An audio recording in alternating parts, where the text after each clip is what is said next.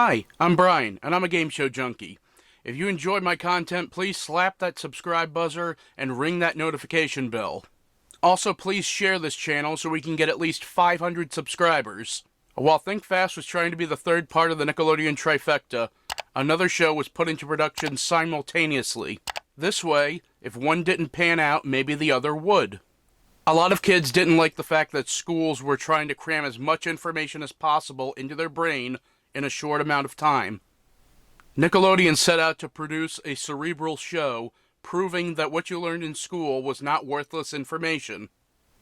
The result was Make the Grade!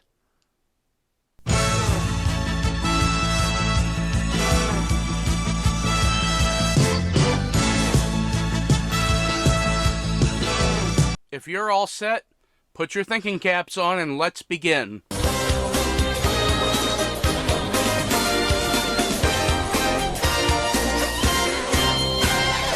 Make the Grade consisted of 3 school-aged contestants, all of whom were in the same grade.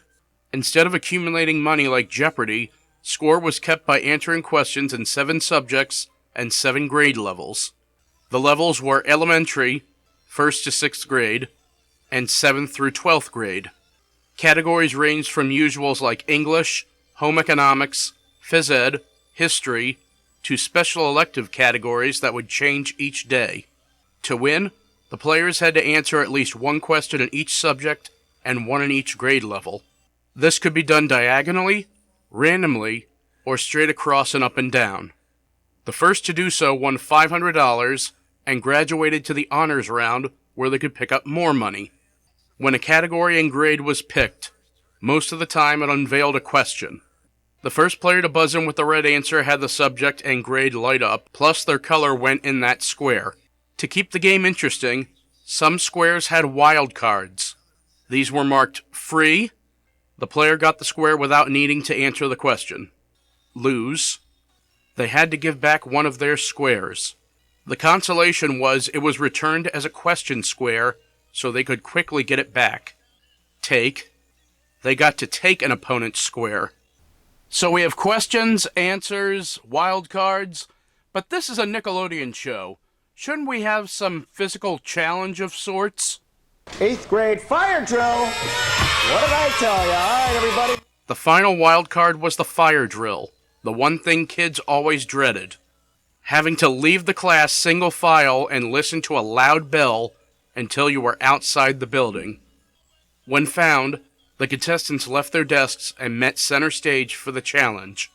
They were as simple as playing skee-ball until 250 points, to knocking science beakers off a platform. Sometimes they did cater to the school life, like throwing sandwiches into a lunchbox.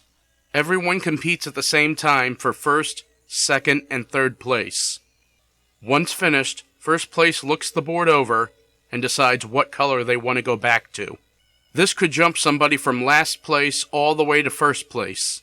Play continued for 2 rounds. The first buzzer indicated halftime, and the second buzzer indicated the end of the game. If nobody completed their scoreboard by the end of round 2, the one closest to doing so was declared the winner. The winner then went to the honors round to pick up more money. The player picked one of 3 categories. Questions were divided up into 7 school subjects. The player had 45 seconds to get all 7 questions correct. Doing so netted them $1,000. If they failed, they got $100 for every correct answer.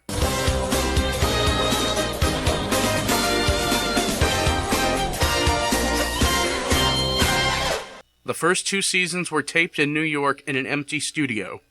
That's right. Instead of having a studio audience of screaming schoolchildren, they opted to have canned applause. A live studio audience adds so much more to the game and its participants. In Season 1, the desks were all generic-looking school desks with everyone's feet exposed. Because British Knights sponsored the shoes and they wanted to show them off? I don't know. In Season 2, the desks were widened a little to look more game show-like, and the font on the board became easier to read. Seriously, who thought that psychedelic font was a good idea? Especially since the fire drill was impossible to read without the siren. Also, after each fire drill, Maria the announcer recapped which desk everyone went back to. Skee-ball tic-tac-toe is bowled over by Steve, who returns to red. Chris goes from blue to green. Jennifer goes green to blue. The honors round was also slightly changed. The first 6 answers were worth $100, but the 7th correct answer netted them a grand prize. For the 3rd and final season, the show moved from New York to Nickelodeon Studios, Florida. More on that shortly.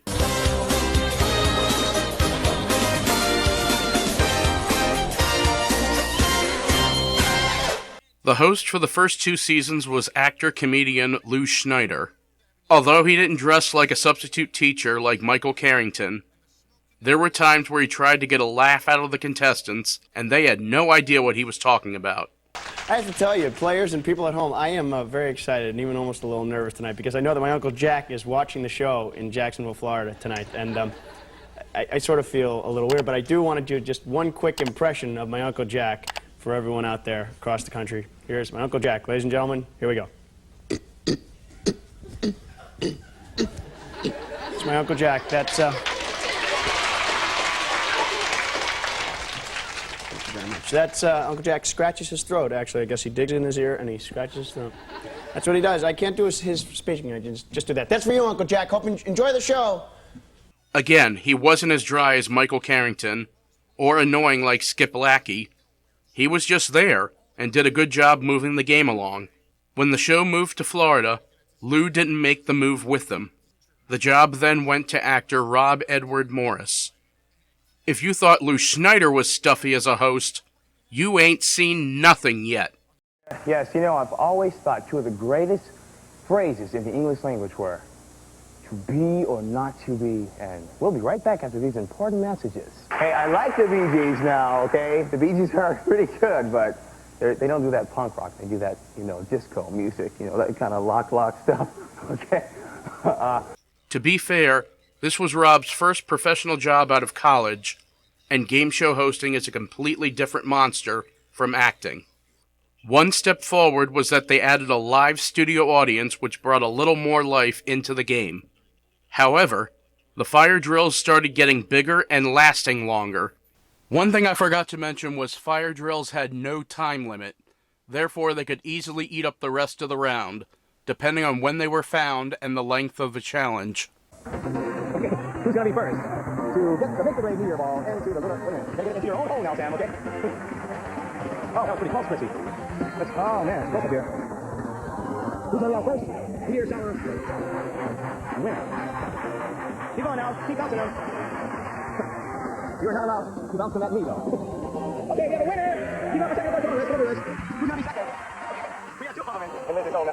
Who's gonna be second one? Keep bouncing. Keep bouncing. Okay, oh, there it is. Okay, Chrissy's got second place winner. The honors round rules were the same, with all 7 winning $600 and a great grand prize. Usually, a trip to Universal Studios, Florida.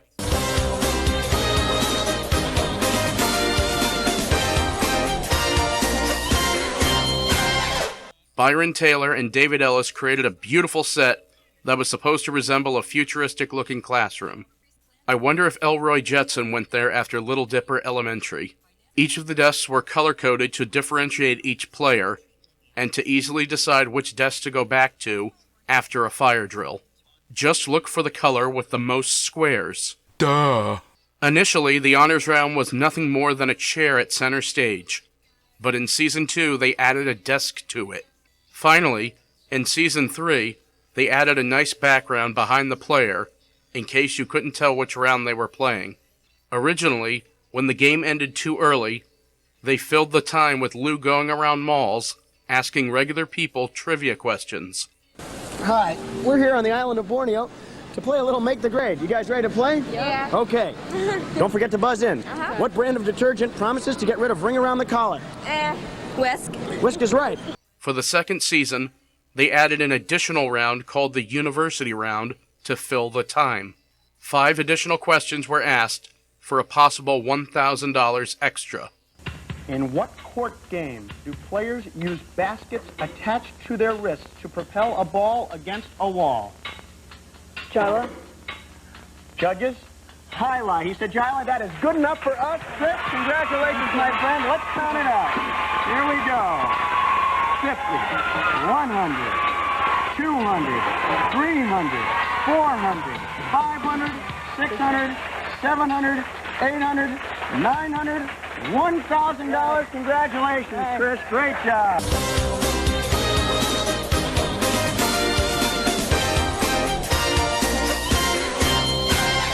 Ed Kalehoff was the composer for this latest Nickelodeon game show. However, the theme feels more generic than past themes.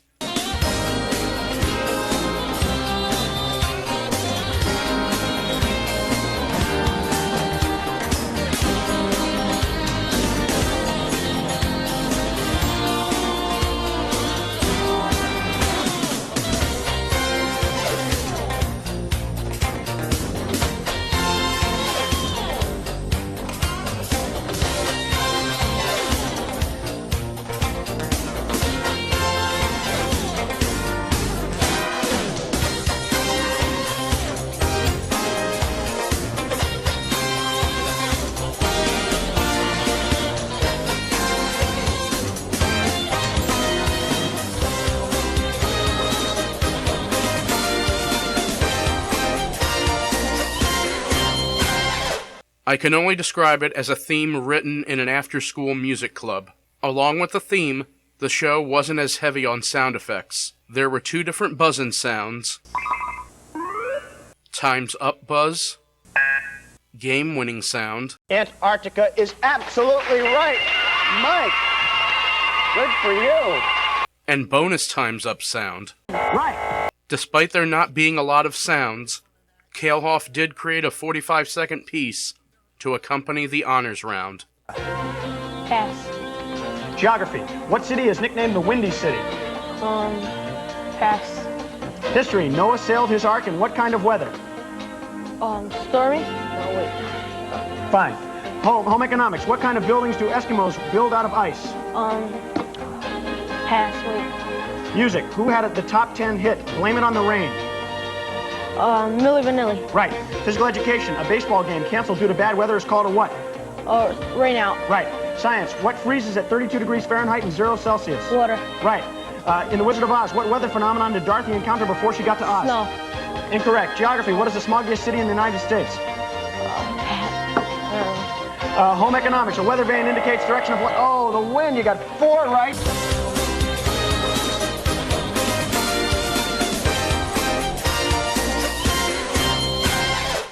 The catchphrase was shared between the announcer and the canned audience at the beginning of each show. One of the show's questions was previewed to whet the home audience's appetite. Then, If you can answer this and a bunch of other questions, maybe you've got what it takes to... as a payoff to this intro, if the opening question wasn't selected, the answer would be given before the end credits with this possible catchphrase. Did you make the grade? That's Make the Grade, the cerebral game show that broke away from Nickelodeon's messy shows. Although both shows never became part of a Nickelodeon Trifecta, they set the stage for future shows to be used as a companion show for Double Dare. None of these future shows were messy like Double Dare, but they were all successful for bringing something new to the table. Stay subscribed to BLS Productions to catch them in the near future. Until then, this is Brian, your game show junkie, saying, see you next time.